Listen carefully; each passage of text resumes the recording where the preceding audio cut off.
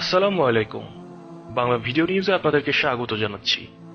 আপনাদের জন্য আজ নতুন আরেকটি ভিডিও নিয়ে হাজির হলাম। আজকের বিষয় ইসলামের স্বামী স্ত্রীর সহবাসের নিয়ম, দ্বিতীয় পর্ব। গতদিনে আমরা ইসলামে যৌন মিলনের পদ্ধতি নিয়ে একটি ভিডিও প্রকাশ করেছিলাম।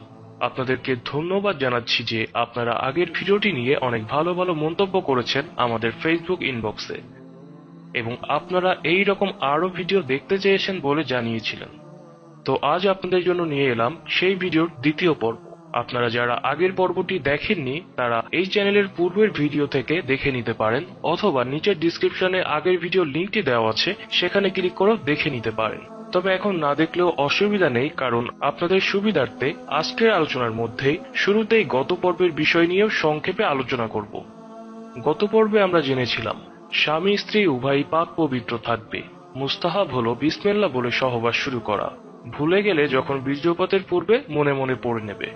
সহবাসের পূর্বে সুগন্ধি ব্যবহার করাও আল্লাহ রসুল সাল্লাল্লাহু আলাইহি সাল্লামের সুন্নত।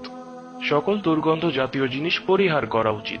উল্লেখ্য যে ধূমপান কিংবা অপরিচ্ছন্ন থাকার কারণে দুর্গন্ধ সৃষ্টি হয়, আর এতে কামভাব কমে যায়। আরো যা যা করতে হবে: 1. কেবলামুখী না হওয়া। 2. একেবারে উলঙ্গ হবে না। 3. বীর্যপাতের পর তৎক্ষণাৎ বিচ্ছিন্ন হবে না, বরং স্ত্রীর বীর্যপাত বা পূর্ণ তৃপ্তি না হওয়া পর্যন্ত অপেক্ষা করবে। 4. বীর্যপাতের সময় মনে মনে নির্ধারিত দোয়া পড়বে, কেননা যদি সে সহবাসে সন্তান জন্ম নেয় তাহলে সে শয়তানের প্রভাব মুক্ত হবে।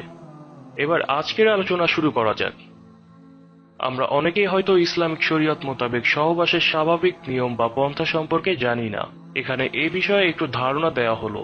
যদিও হাদিস থেকে বিভিন্ন আসনে সহবাস করার দৃষ্টান্ত পাওয়া যায়, তবে সহবাসের স্বাভাবিক পন্থা হলো এই যে স্বামী উপরে থাকবে এবং স্ত্রী নিচে থাকবে।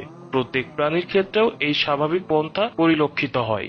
সর্বোপরি এদিকেই অত্যন্ত সূক্ষ্মভাবে ইঙ্গিত করা হয়েছে আল কোরআনে। আয়াতের অর্থ হলো, যখন স্বামী স্ত্রীকে ঢেকে ফেলল তখন স্ত্রীর ক্ষীণ গর্ভ সঞ্চার হয়ে গেল, আর স্ত্রী যখন নিচে থাকবে এবং স্বামী তার উপর উপুর হয়ে থাকবে তখনই স্বামীর শরীর দ্বারা স্ত্রীর শরীর ঢাকা পড়বে। তাছাড়া এ পন্থাই সর্বাধিক আরামদায়ক। এতে স্ত্রীরও কষ্ট সহ্য করতে হয় না, এবং গর্ভধারণের জন্যও তা উপকারী ও সহায়ক। বিখ্যাত চিকিৎসা বিজ্ঞানী আলী ইবনে সিনা তার অমর গ্রন্থ কানুন নামক বইয়ে এই পন্থাকেই সর্বোত্তম পন্থা হিসেবে উল্লেখ করেছেন, এবং স্বামী নিচে আর স্ত্রী উপরে থাকার পন্থাকে নিকৃষ্ট পন্থা বলেছেন, কেননা এতে পুংলিঙ্গে বীর্য আটকে থেকে দুর্গন্ধ যুক্ত হয়ে কষ্টের কারণ হয়ে দাঁড়ায়। তাই অবশ্যই আমাদের লক্ষ্য রাখতে হবে যেন আনন্দঘন মুহূর্তটা পরবর্তীতে বেদনার কারণ না হয়ে দাঁড়ায়। তাই ইসলামী জীবন বিধান মেনে চলুন এবং আনন্দকে আনন্দ হিসেবে উপভোগ করুন। হযরত আলী রাদিয়াল্লাহু তাআলা আনহু তার ওসিয়ত নামায় লিখেছেন যে সহবাসের ইচ্ছে হলে এই নিয়তে সহবাস করতে হবে যে আমি ব্যভিচার থেকে দূরে থাকব, আমার মন এদিক ওদিক ছুটে বেড়াবে না, আর জন্ম নেবে নেককার ও সৎ সন্তান। এই নিয়তে সহবাস করলে তাতে সওয়াব তো হবেই, সাথে সাথে উদ্দেশ্য পূরণ হবে ইনশাআল্লাহ।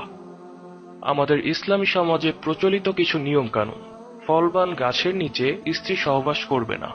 সহবাসের প্রথমে দোয়া পড়বেন, স্ত্রী সহবাসের দোয়া।